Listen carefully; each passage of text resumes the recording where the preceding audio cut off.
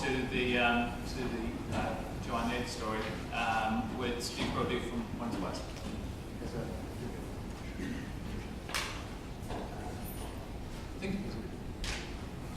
Good evening.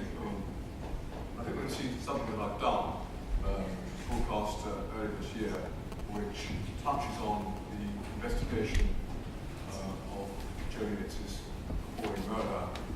You could say that all murders are appalling, but this one grabbed the attention of the nation, not only us here in the West Country. I mean, Chris touched on that. It was an extraordinary affair which drew in some very bad behaviour from certain sections of the media, and we can't escape from that. I'm proud to be a journalist. I have made mistakes in my career, but most of us, want to behave properly.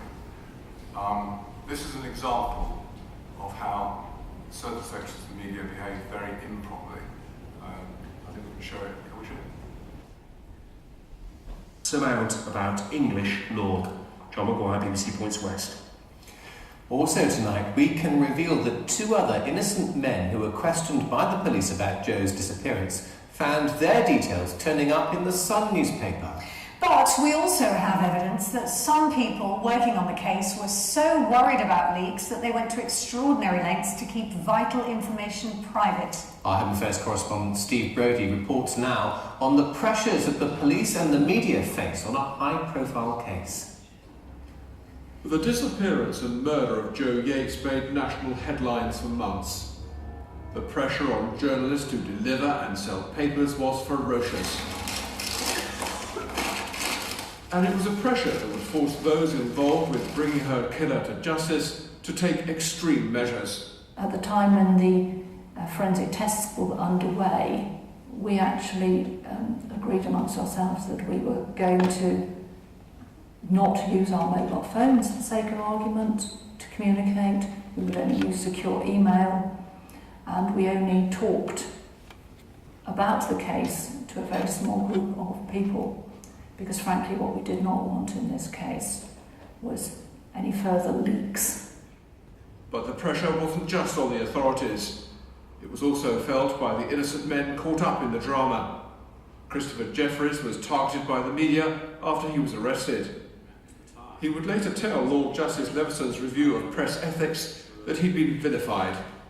The BBC has spoken to two other innocent men caught up in the inquiry. They were delivery men who had been asked by the police to give DNA samples because they'd been here to Joe Yates' flat before she was murdered. Less than 48 hours after speaking to police, they were approached by the Sun newspaper and found themselves in the headlines. I went in to see two senior detectives, and we told them that the papers had our names and addresses and we'd like to know how it happened. We were told that they were under the impression they'd been eavesdropped. The police say they have seen no evidence to substantiate this alleged comment by detectives, but the impact of what happened to them is clear. When the press got in contact, it escalated into something, I wouldn't say paranoia, but it definitely put you on edge. I wasn't sure who was watching me. I had to check when I was coming out of the house, especially when the press turned up at my work and took my picture. I didn't go home. I stayed at my girlfriend's house. It was horrible. It was horrible.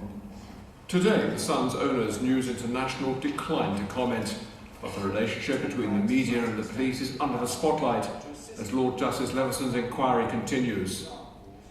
As a young barrister, he was involved with the prosecution of Fred West, another notorious murder case in the West in the 1990s.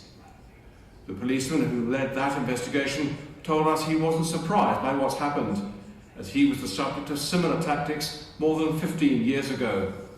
It was for certain that a number of the tabloids were actually listening into our mobile phone conversations. The sort of thing that was a regular thing was following people like me, doorstepping victims' families, phoning victims' families against every wish that I'd made. The Leveson inquiry has shone a light into how the media operates. Legislation may not be the way forward, but the pressure to sell papers is unlikely to go away. Steve Brodie, BBC Points West. Well, this is Wednesday's Points West with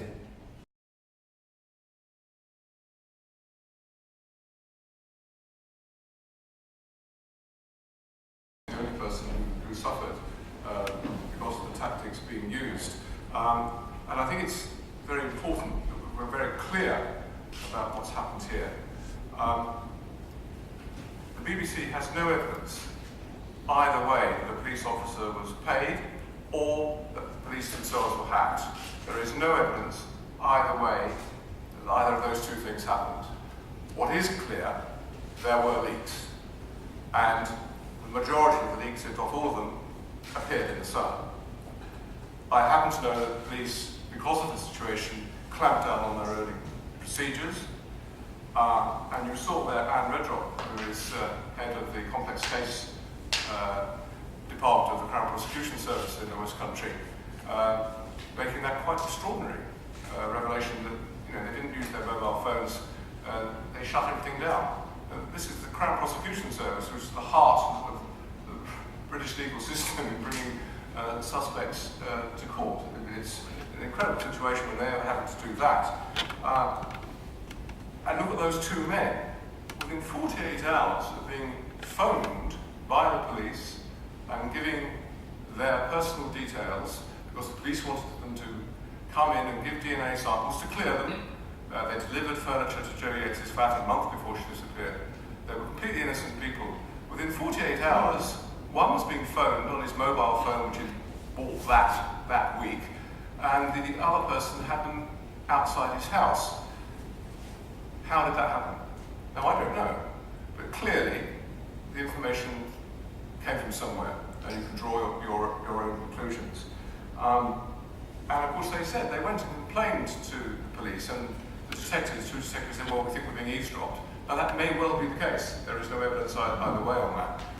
But I think it's incredibly important that we do not, I may differ here from one or two people here, I, for one, supported the existence of voluntary regulation. I think, unfortunately, that's going to have to go. I know Mike won't agree with me, and of course, Mike's newspaper doesn't behave anyway, it doesn't behave at all like what we've been talking about. Occasionally he beats me, not very often, it's a good story. We are in a position where we may overreact, and this is a worrying thing. I was talking to a judge the other day, who was talking to another judge, and the senior judge said, if we're not careful, we're going to run headlong into legislation. And if we do have far-reaching legislation, and I'm sure Richard is definitely going to disagree with me about this, but if we have far-reaching legislation, proper investigative journalism, which many journalists carry out properly without breaking the law, and this is what we're talking about here, we're talking about breaking the law. If that legislation stops responsible journalists, and I hope that I'm one, doing our proper work, then that is a great disadvantage to a liberal democracy, and we may well suffer for it. And I'm sure we will debate that.